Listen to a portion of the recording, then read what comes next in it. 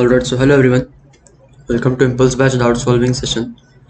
Today we are going to take the problems of the concept EMI, specifically the questions on alternating current LCR circuits, etc. So here are the first 4 questions and the next 2 questions. Yeah, so let's begin. So what's the first question? In a circuit, LC and R are connected in series with alternating voltage source of F when current in the circuit leads the voltage by 45 degrees, the value of C. Alright, so the general case that we know is we have the resistor here, we have the capacitor here, and we have the inductor here. Alright, so in this case, we also know that tan of phi is equal to XL minus XC by R. This is a standard case when the voltage leads the current, but in this question, it is given that the current leads the voltage. What does it mean? It means that XC value is greater as compared to the XL value, right? So as current leads voltage, therefore we can say XC is greater than XL. So what will be the formula now? It will be tan phi is equal to XC minus XL by R for this case, isn't it? And phi we have given as 45 degrees. So we can write tan 45 as tan 45 degrees, which is 1. So it's like 1 is equal to XC minus XL by R, and then we cross multiply R there, so it's R is equal to XC minus XL, right? See here, cross multiply the R, so we get R is equal to XC minus XL. Now we just have to substitute the values. What's XC? It's 1 upon omega C. And what's XL? It's omega L. So what we get? R plus omega L is equal to 1 upon omega C, and we have to calculate C. So just take the reciprocal, we'll get 1 upon R plus omega L is equal to omega C, which implies that C is equal to the omega, I take it down, 1 upon omega in brackets R plus omega L. So we also know omega, what's omega? It's 2 pi F, right? So I substitute omega is equal to 2 pi F. So what we get, the value of capacitance as 1 upon 2 pi F R plus 2 pi F L, which is, I guess, option number 2 pi F L, not 2 pi F R, right? So option number E is correct answer for this question. Let's move on to the next question. Resonant frequency of LCR circuit is a F. Alright, now connected to sinusoidally alternating EMF frequency 2F. Then so here we had XL XC, and now we have XL dash and XC dash. We just have to find the relation. Alright, so we know the basic formula. F is equal to 1 upon 2 pi root LC. I don't think we need this formula here. There is another approach, easier approach. See, what's the value of XL? We all know it's omega L, so it can be written as 2 pi FL. Similarly, XC, it's 1 upon omega C, so it's 1 upon 2 pi FC. Now we have to find the ratio basically, right? See, XC dash upon XL dash. So in ideal case, when the frequency was F, I calculate the value of XL by XC. So see, it's 2 pi FL upon 1 upon 2 pi FC, isn't it? So this will go up and it will become 4, 2 into 2, 4, pi into pi, pi square, F into F square, and LC, isn't it? So it was initially case 1, but as in given in the question, now the frequency has become double, 2F. So what will be the changes? Only F will be replaced by 2F. So our XL will be 2 pi into 2F times L. Similarly, XC will be 1 upon 2 pi into 2F times C. So now we call it xl dash and xc dash, right? They are not the same. So now xl dash upon xc dash is equal to, see, only we have the 2 and 2 factor extra, rest all will be the same. See, if we divide them, we will again get 4 pi square, these will get multiplied, then it will be 4 f square lc. So basically this factor, see, 4 pi square f square lc, 4 pi square f square lc was also present. What does it imply? That this xl dash by xc dash has now become 4 times, isn't it? So we can't comment that xl dash upon xc dash is 4, and therefore we get the value of xc dash in terms of xl dash as 1 upon 4 times xl dash, which is again, I guess, yes, option number A is the right choice for this question. So yeah, basically this f was replaced by 2f. That's all we had to do. Also, we can calculate things by these formula, but it will become a bit complex. So this approach is more preferable. So let's move on to the next question. When a 60 millihenry inductor and resistor are connected in series with an AC voltage source that leads, alright, so voltage leads the current. Case 1, voltage, so assume it's the current, and we have here voltage, so it leads by 60 degrees. When this happens, alright, and so what's the second condition given? First we'll write the conditions. The voltage lags behind the current, so now here is the voltage and here is the current. Voltage is lagging, right? So we can write it in another form like this. Suppose if you are not comfortable with this approach, we will write voltage here, and no, we will write current here and we'll write voltage here. Again, one and the same thing. This is same and this is the same, that voltage lags behind the current by 30 degrees, isn't it? Let's construct a triangle, basic triangle, isn't it? So in this case, what we have R here, and since we have voltage leading to the current, it means we have this value greater, which is what, XL, and this, in this case, this is XC and this is R. So basically this is XC and this is XL. So what can we write? See clearly, tangent, tan of 60 degrees is equal to XL by R, isn't it? And here we can write as tan of 30 degrees is equal to XC by R, isn't it? So I call it equation number 1, I call this equation number 2, I divide them, I just divide 1 by 2. What we get?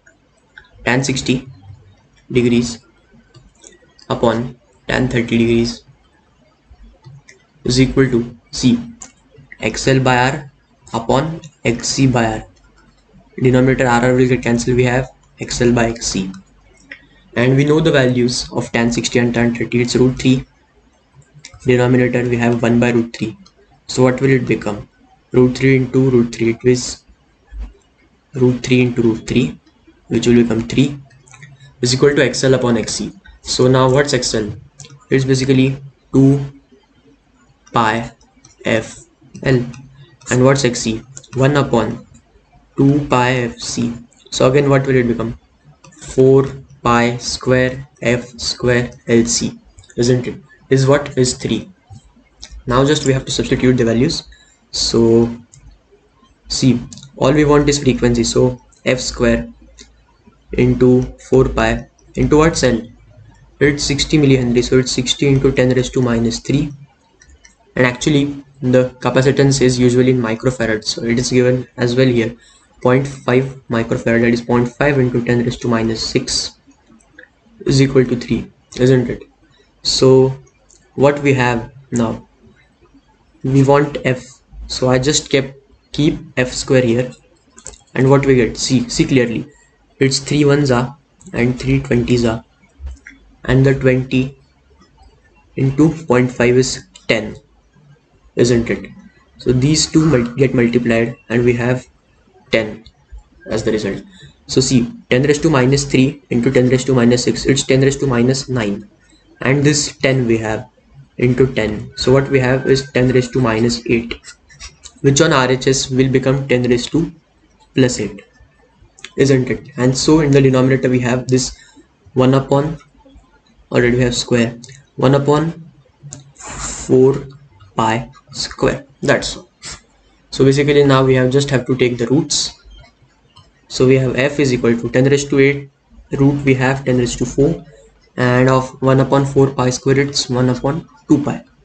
So the answer is 10 raised to minus 4 into 1 upon 2 pi hertz, the unit of frequency, which is again, I guess this time option number A is matching to, yeah, 1 upon 2 pi into 10 raised to 4 hertz, option number A is the correct choice.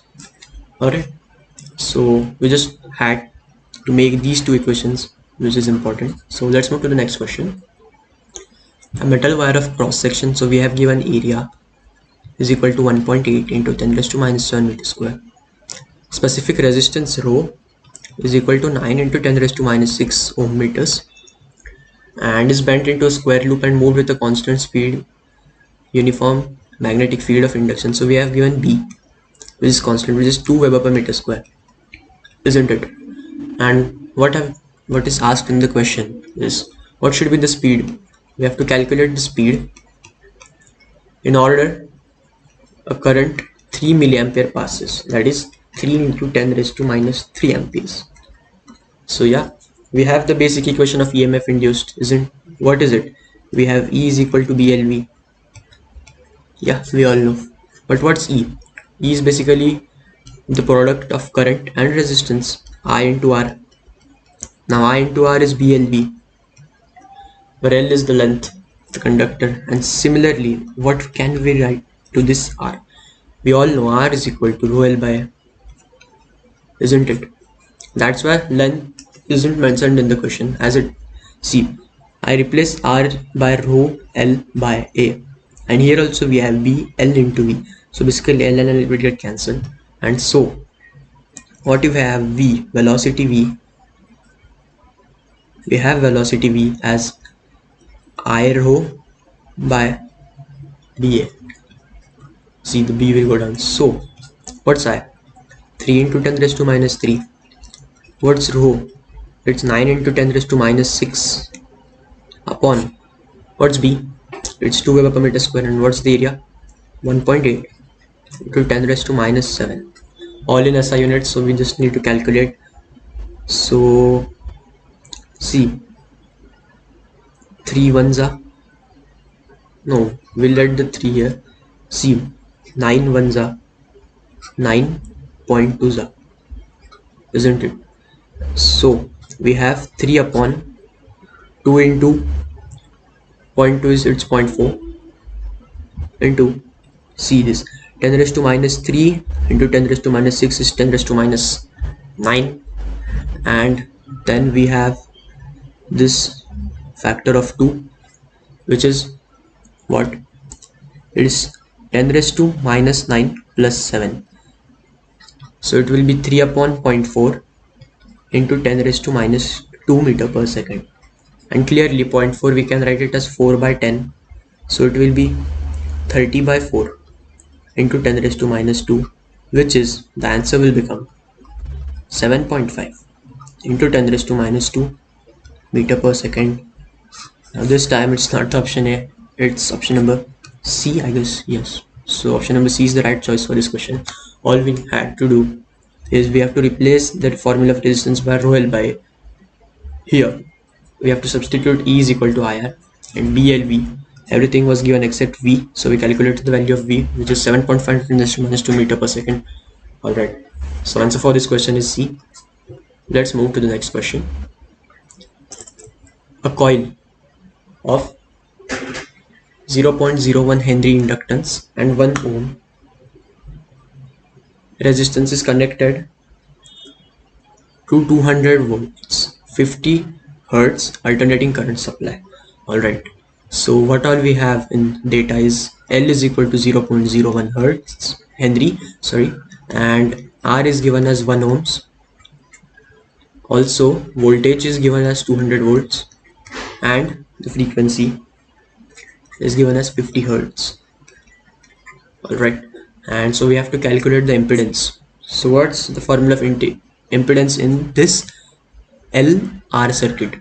We all know it's equal to R square plus XL minus XC whole square, but in this case XC is 0, so we will get Z is R square plus XL square, isn't it? Now clearly we have given the value of L, so it's R square plus 2 pi FL whole square, isn't it? And R is given as 1, so it will be like 1 square plus 2 pi, what's F? It's given as 50 hertz, 50 into L is 0.01, the square of this term, so it will be C, 1 plus, now it's 2 into 50, it's 100, and it will get cancelled, so what we have is 3.14 square plus 1, so it will be approximately, see, you know 3 square is 9, right? So 3.14 square, it will be a bit greater than 9, so let's assume it as 9. It won't be 10, I guess. Let's assume 9.8 or something. So it's just approximation, so 1 plus 9.8, whatever it is, according to exact calculation it will come 9.86, and so we'll get it as under root of 10.86, which is 3.3 approx. So Z we have got as 3.3 ohms. The answer, the first part of the question is completed. So what we have asked, the time lag between maximum alternating voltage and current. So time lag, so all I know is this angle phi is basically omega into delta t, we all know that, and what we have been asked is delta t. Somehow I have to calculate this angle phi. We all know that tan of phi, in this case what will it be? It will be basically XL by R, so it is omega L by R, isn't it? Omega L is 2 pi FL by R, and so it's 2 into 3.14 into what's frequency, 50 into 0.01, and R is 1, so again 52 is 100, and this will get cancelled. All we have remained is pi, it's 3.14 basically, so we have tan phi as 3.14, but we need phi, so just inverse, we get tan inverse, so phi is equal to tan inverse of 3.14, which you have to calculate the calculator, it's not possible here, so it will come approximately 72 degrees phi, yeah, it will come approximately 72 degrees, and so you have now 72 degrees as phi, but it is in radians, so in order to convert it into radians I have multiplied by pi by 180, so now it will be get converted into radians. And what's omega? It's obviously 2 pi f, isn't it, is equal to omega delta t. So what's delta t? It's basically 72 pi by 180 by omega, and what's omega? 2 pi f. See, we have f here, so we'll write 2 pi and f is 50, so clearly 2 pi 1s are 2 pi 36 are 72 pi, and 36 1s are 36 into 10 is 360, and so we divided by 2, so 10 by 2 is 5, so 36 5s are 180, so it's 1 upon 15 to 5, it's 1 upon 250 seconds, so in decimals it is 0.004 seconds. The time lag delta t, time lag delta t between maximum alternating voltage and current, yeah, so the answer is impedance is 3.3 ohms and delta t is 0.004 seconds. Alright, so let's move to the next question. I guess this is the last question.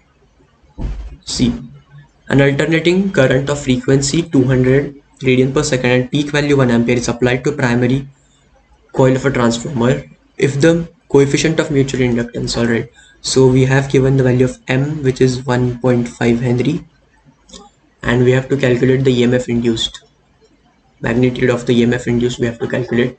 So see, alternating current is a sinusoidal wave basically, isn't it? So we can represent it in this form like this, maybe in this way. But what important here is this word peak value.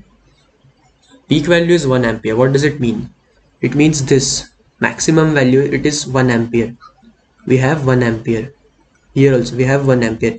In any graph, maximum value is 1 ampere. See, so here it is 0, it is pi, it is 2 pi. No matter which curve you consider, I am considering this one. It's easier. So it's 0, pi, 2 pi. So in order to reach here, we know that it takes time t. So in order to reach halfway, it will take time t by 2. Since the curve is symmetric, isn't it? That's why I'm commenting like this. From here to here it takes time t. So in order to cover half cycle, it will take time t by 2. And half of the half cycle, that is this point. This half of the half cycle, that is t by 4 time will be required. So basically at t by 4 it will be here, at t by 2 it will be here, and again at capital T it will be here. So this thing is important. Here we have current 0 amperes, here we have current 1 ampere, here we have time t is equal to 0 seconds. At this point we have time t is equal to t by 4 seconds. That's all we need in this question. So we all know EMF induced E is basically minus M di by dt. But since we have in the options we are only concerned with the magnitude, we take modulus, and so we get is E is equal to M di by dt. And what's di by dt in this time interval? So see, from 0 to t by 4, M is clearly 1.5 Henry. Current is what? Finally it's 1. Di is final current minus initial current. 1 ampere minus 0 ampere upon delta t dt. What's dt? T by 4. See, t by 4 minus 0 seconds, final minus initial. So it's only t by 4 in the denominator. So what we have? 1.5 into 1 into this 4 will go up into 4 upon capital T is EMF induced. So 1.5 into 1 into 4 is 6 upon T. But we don't have the value of T, but we have the value of F. Omega, I'm saying. Isn't it? So I can write T, we all know T is equal to 2 pi by omega. Isn't it? So I substitute here, it is 2 pi by, and what's omega? It's 200. So we get 6 into 200 by 2 pi. So it's 1 and it's 100 times, so it's 600 by pi volts. So we all know 600 and the value of pi is 3.14. So if it was 600 by 3, answer would have been 200, isn't it? But new denominator is a bit more, so answer will be a bit less than 200. Answer will be a bit less than 200 in maybe 190s, etc. So option B is the closest, which is 191 volts, isn't it? So 600 by 3.14 will get approximately 191 volts, which will be the answer, right answer for this question. All we had to imagine is for it to reach peak value, the time taken first time. So at first time, for example, at initially it is at 0 amperes. First time, when will it reach at this point? At t is equal to t by 4. What's the change in current? It's 1 ampere. Change in time, it's t by 4. And all we had to do is replace t by 2 pi by omega and just calculate. And 191 volts, we get the answer, which is option number B, the right answer for this question. Alright. So yeah, we have done for today's session. So there were a few less doubts in today's session, but yeah, these were also important doubts. Alright, so let's meet in the next. Thank you. Bye bye.